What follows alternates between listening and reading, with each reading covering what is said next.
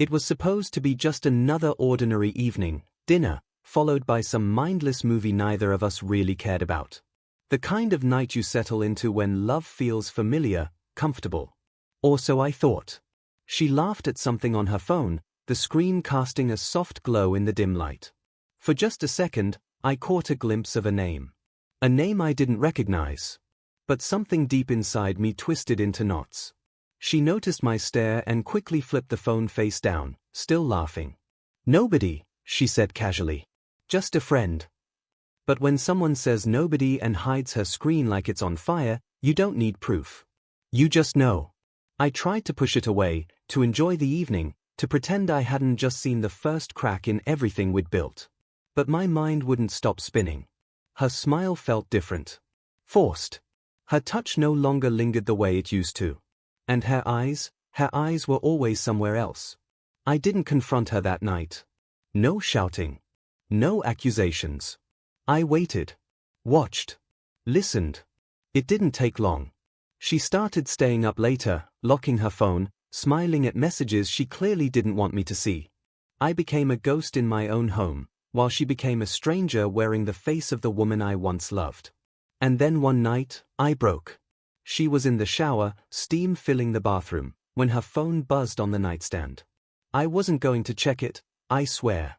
But my hand moved on its own, like it already knew the truth my heart wasn't ready to face. I picked it up. There it was. His name again. Only this time, it wasn't just a message or two. It was dozens. Hundreds. Pictures. Memories. Plans I wasn't part of. Secrets.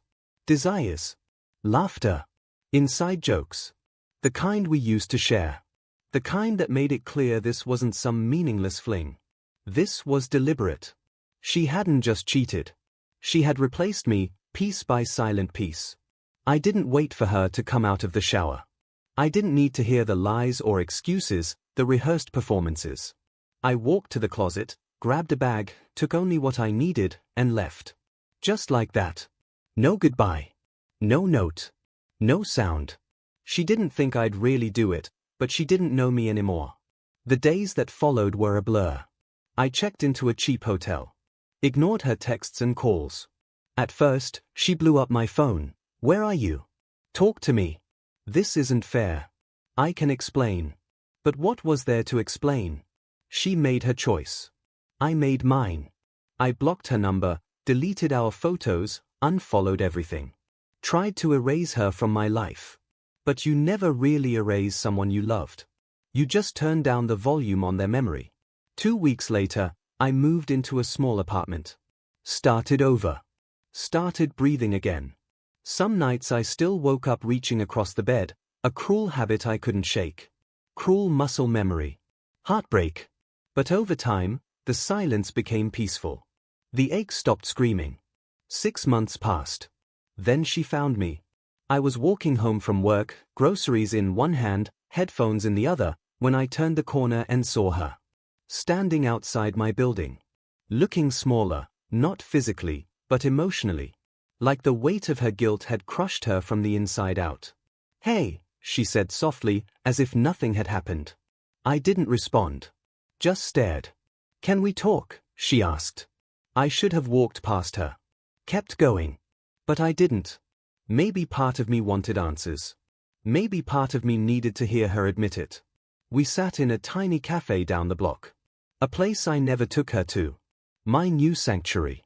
She stirred her coffee but didn't drink. Her hands trembled, her voice barely a whisper. "I never thought you'd really leave," she said. That was her first mistake. She thought love made me weak.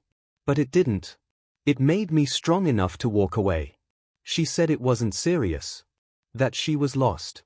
That it was a mistake. But mistakes don't stretch over months. Mistakes don't send texts every morning. Mistakes don't replace the man you share a bed with. She cried. Said she missed me. Said her life hadn't been the same. And I believed her. But belief meant nothing, because regret doesn't erase betrayal.